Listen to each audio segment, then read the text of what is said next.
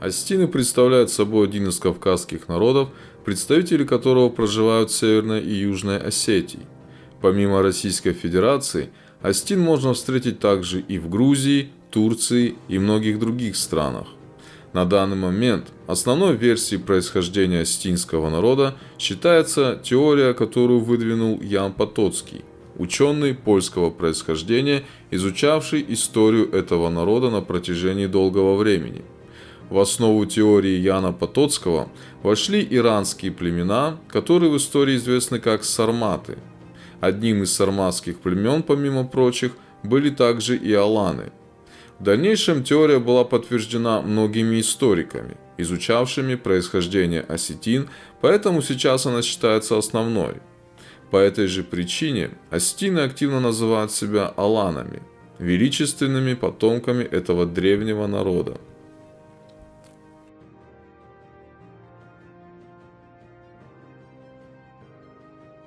Осетинский язык является предметом изучения и дискуссий различных ученых с давних пор.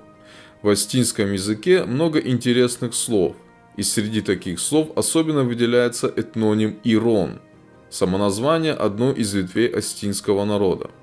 Относительно реального происхождения этого этнонима не утихают споры среди ученых и историков, которые хотят выяснить его истинное происхождение. В самом этнониме «ирон» основой является корень «ир», а суффикс «он» в осетинском языке указывает на происхождение человека. Например, дигорон – дигорец, каскон – кабардинец, ассон – балкарец, макалон – ингуш и так далее. Одна из теорий, предложенная Всеволодом Миллером, соотносит древнеиранское слово «ария» и осетинское «ир» друг с другом. Как итог, самоназвание осетин-ирон по этой версии соотносится с древнеиранским словом «ариана». Что такое Ариана? Это географическая область античного мира, которая распространялась на территории современных Индии, Ирана, Каспийских ворот, а также Турции. Ее жителями были так называемые арии или арийцы, близкородственные ираноязычные племена. Сам этноним «ария» на древнеиранском языке означает «благородный».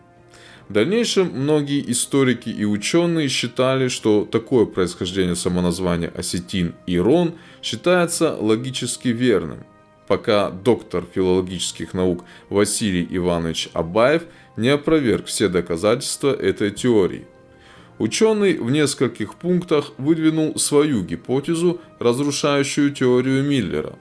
Свою версию по данной теме он подробно разъяснил в его работе «Историко-этимологический словарь осетинского языка». Читаем. Ир.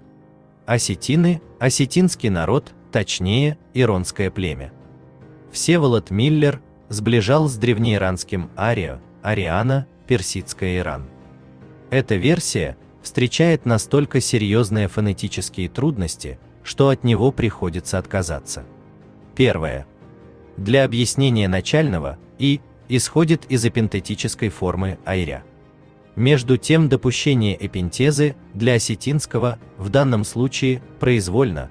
В качестве примера возьмем такие осетинские слова, как дала, уала, калын, балын. Второе. Если бы начальный «и» восходил к образовавшемуся через эпентезу дифтонгу «ай», то в дигорском диалекте мы ожидали бы закономерную форму «ер». Для сравнения, слово «один», которое на иронском звучит как «иу», на дигорском «йоу», образовано из иранского «аиби». Другой пример – иронское «мидок», дигорское «медок», внутри образовано из иранского «майдьяка». Между тем в дигорском именование иронцев звучит как «ир», а не «ер». Третье. Если бы начальный «и» вышел из дифтонга «ай», ударение по законам осетинской акцентологии должно было бы падать на первый слог. Ударение «ирон» не оставляет сомнения, что начальный «и» исконе краткий и к дифтонгу восходить не может. Четвертое. Группа «ри» дает в осетинском «л», стало быть из ария мы имели бы «ал», а не «ир». Пятое. В осетинском Сохранилось безупречно закономерное развитие древнеиранского ариана в форме алон, старо-осетинское алан. Очевидно, что ир к ария никакого отношения не имеет, и для него надо искать другое объяснение. Поскольку другие осетинские племенные названия Дегор, Туал связаны с кавказской этнонимикой, естественно обратиться туда и для объяснения термина ир. Сравнение грузинский географический термин Херети, а также название осетин в устах чеченцев, аварцев и андийцев Хири. Исходя из этой гипотезы, Васо Абаев предполагал, что древнеиранское слово «ариана», которое в дальнейшем было образовано в «алон», то есть «алан», никак не было связано с самоназванием осетин «ир». Для понимания происхождения этнонима «ир» по Абаеву стоит обратиться к аварскому, андийскому и чеченскому языкам. Эти три народа именуют восточных осетин словом «хири». По мнению Абаева, самоназвание осетин «ир» и их именование восточными соседями словом «хири» неразрывно связано со средневековой географической областью Восточного Кавказа, которая в прошлом называлась Херети. В самом названии этой области отчетливо виден корень «ер» или же «ир». По перечисленным выше причинам Абаев отрицает предположение о том, что этноним «ир» восходит к иранским корням. Вместо этого теория Абаева относит термин «ирон» к кавказскому этнокультурному миру. Что это за область, которая в античные времена именовалась как Херети, и кто были жители этой области, так называемые иры, или как их еще называют эры? Границы Херети охватывали территории современного Дагестана, Азербайджана и Восточной Грузии. Она была приграничной территорией между Кахети и так называемой Кавказской Албанией, древнего государства Восточного Кавказа. Сами иры или же эры по своему языку были близки к нахско-дагестанским народностям, но потом со временем они стали ассимилироваться картвельскими племенами. То есть, по версии Абаева происходило следующее. В античные времена на территории Восточного Кавказа жил народ, именуемый эрами или же ирами. Затем в определенный исторический период этот народ мигрирует на Северный Кавказ, где он ассимилируется с проживающими там скифо-сарматскими племенами. То есть иры перенимают язык и культуру скифо-сарматов, но при этом самоназвание у них остается прежним – ир.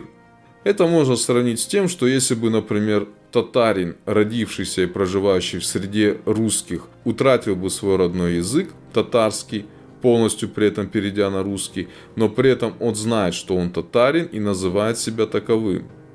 То же самое по гипотезе Абаева произошло и с ирами. Примерно этой же версии придерживается и российский лингвист, доктор филологических наук Олег Алексеевич Мудрак. Осетины, они типичные кавказоиды. Через Северный Кавказ, думаете, они пришли? Я думаю, Северный... что что-то из разряда каких-то странных, немножко неожиданных представлений. Я думаю, что у них скорее была не очень такая сильная миграция, если учесть, что в осетинском языке, кроме нахских заимствований. И грузинских. Грузинских очень мало. Там И только... южно-дагестанских. Вот. Это... Они с южной стороны пришли по языковым данным, получается же так да, же.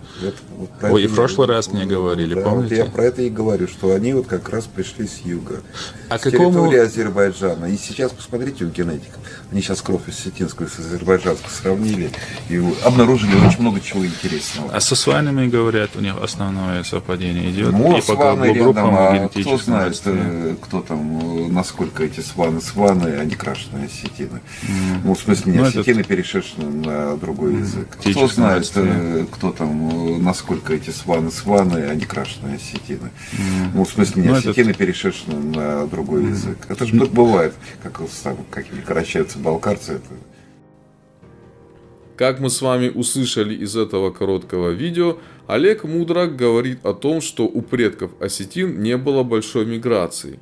и их изначальным местом расселения, по всей видимости, была территория современного Азербайджана, то есть область той самой Кавказской Албании или территории, которая находилась рядом с ней. Также Мудрак сказал, что недавние генетические исследования подтверждают эту версию. Если эта версия верна, то здесь только можно выразить слова восхищения осетинскому академику Васо Абаеву, и восхищение это заключается в том, что Абаев на основе данных лингвистики выдвинул эту свою гипотезу в то время, когда еще генетика как наука только начинала свое развитие, и какие-либо генетические данные в теме изучения этносов не могли быть так широко представлены, как в настоящее время. Упоминание об ирах делает и средневековый грузинский историк Леонтий Мравелли. У кавказских народов был единый отец по имени Таргамос, сын Таршиса, внук Иофета, сына Ноева.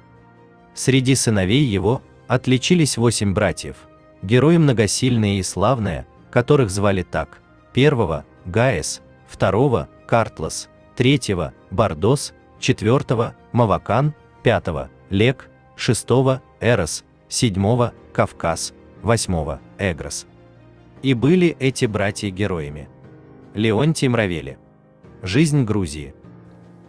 Упоминаемые персонажи, по версии Леонтия Мравелли, стали праотцами следующих народов: Гайос – праотец армян, Картлос – грузин, Бардос, Мавакан и интересующий нас Эрос, от которого пошли иры.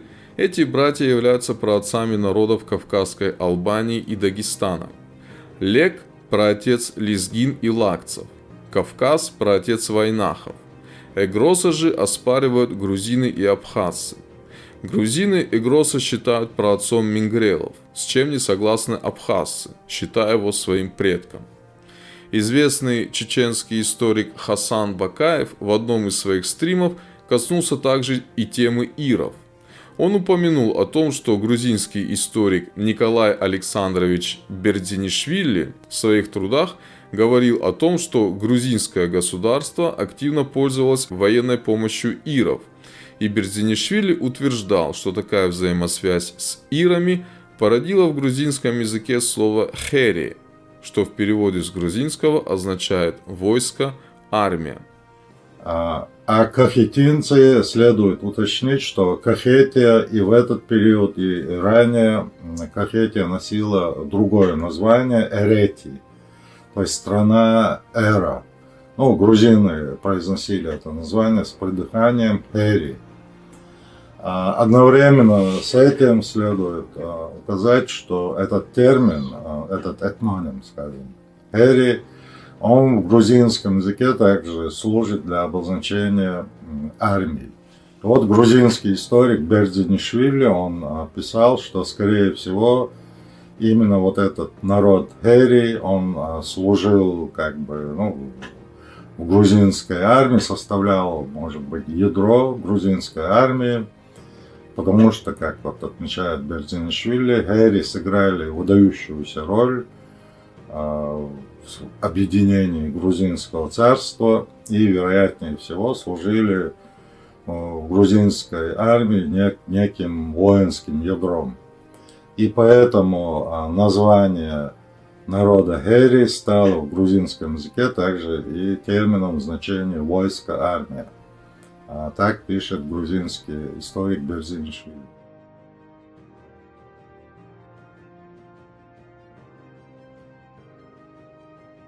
В раннем Средневековье центр Кахетии переместился из Тианети в глубину Иорской долины, в город Греми, а позже в город Телави. С конца VIII века до 1104 года Кахетия обладала значительной степенью политической независимости. С присоединением к кахетинским владетельным князям области Эрети образовалось Первое Кахетинское царство. Большая российская энциклопедия.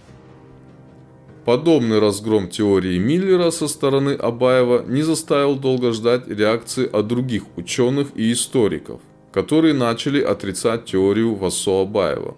Среди критиков теории были грузинский лингвист, академик Георгий Сариданович Ахваледиани, доктор филологических наук профессор Тамерлан Александрович Гуриев, английский исследователь иранских языков Гарольд Вальтер Бейли, а также венгерский лингвист Янош Хармата и Роланд Бельмайер, настаивающий на иранском происхождении этого этнонима.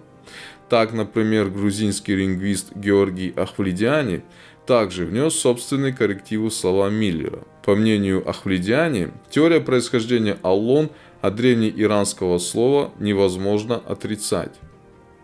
Что же касается позднего самоназвания Ир-Ирон, то Василий Иванович Абаев с 1927 года безоговорочно держится мнение, что сопоставление Ир и Зария нужно считать недоразумением, явившимся в результате недоследованности исторической фонетики осетинского языка. И что термин «ир» идет из кавказского этнического мира. При этом предполагается связь его с названием осетин в устах чеченцев и андийцев, хири, хириол, а также с грузинским географическим термином харети. Что термин «алон» представляет безупречное с фонетической стороны осетинское оформление древнеиранского ариана арийский. В этом, по-моему, сомнения быть не может. Однако это не значит, что отвод отстаиваемого большинством ученых, начиная с Всеволода Миллера. Мнение о происхождении Ир и Зария неизбежно вынуждает исследователя выйти из круга иранских языков для объяснения происхождения этого термина, а тем более сближать его с сомнительными кавказскими названиями. Сомнительными потому, что трудно доказать, что во всяком случае чеченское и андийское название осетин идут от них, чеченцев и андийцев, а не наоборот. Поэтому я думаю, что, оставаясь на иранской почве, можно разрешить этот вопрос следующим образом. Первое самоназвание осетин – аланы, возможно, имевшее место наряду с ас, соответственно их племенному различию, развелось из ария по фонетическим закономерностям осетинского языка. А второе, ир, является развитием того же ария, но в другой, не осетинской языковой среде, где ария воспринималась в виде ир. Это и стало, на наш взгляд, хронологически вторым самоназванием нынешних осетин, думаю, не раньше XIII-XIV веков. Тем самым снимается с исторической фонетики осетинского языка ответственность за неправильное оформление термина «ир» и «зария». Такое объяснение данного термина, само собой понятно, обязывает нас проследить процесс становления «ир» и «зария» и найти языковую среду указанного изменения. Историческая перспектива мешает нам принять фонетически, по-нашему, возможное объяснение термина «ир», предложенное Фрейманом: «ир» из «ер», «ер» из «ер», «ер» из «ария», где «я» закономерно отпал, удвоив предшествующий согласный. Название осетин-ир, как мы полагаем, значительно более позднего происхождения, чем возможный процесс образования «ир» из «ария». В своих работах Георгий Ахваледиани был ярым противником теории Абаева, поэтому до конца своей жизни он верил в древнеиранские корни происхождения этнонима Ирон. Ученый Тамерлан Александрович Гуриев тоже относил самоназвание Ирон к древнеиранским корням. Свое мнение он основывал на трудах Яноша Хармата и Гарольда Бейли. Теория ученого Гуриева заключается в том, что «ер» представляет собой переходную ступень от слова «ариана». Это же подтверждается учеными Ладиславом Сгустом и Янош Харматом. По их мнению, ариана было постепенно преобразовано в форму ирон. В качестве доказательства своей теории Гуриев приводит пример в виде имен и некоторых названий иранского происхождения. В них можно отследить историческое развитие и переход от формы «ер» к форме «ир», которая использовалась в качестве названий предметов, городов, имен и многого другого. По мнению Гуриева, исторические данные, находящиеся в свободном доступе, подтверждают этот постепенный переход от первой формы «ер» ко второй «ир». Со временем это послужило основой, из которого получился этноним Ирон. Исходя из того, как много ученых вступило в дискуссию по поводу реального происхождения данного этнонима, можно понять, что история осетин вызывает бурный интерес и требует дальнейшего изучения со стороны научного сообщества. Предки осетин оставили богатое наследие своему народу, поэтому нынешние потомки аланского народа всячески пытаются выяснить подробности своей истории, которая объединяет их уже много сотен лет. Друзья, а как вы считаете, этноним Ирон имеет иранское происхождение или же кавказское? Напишите свое мнение в комментариях. Ну а на этом у меня все. Всем спасибо за просмотр, а с вами был я, Алан Айларти. Подписывайтесь на мой канал и ставьте лайк этому видео.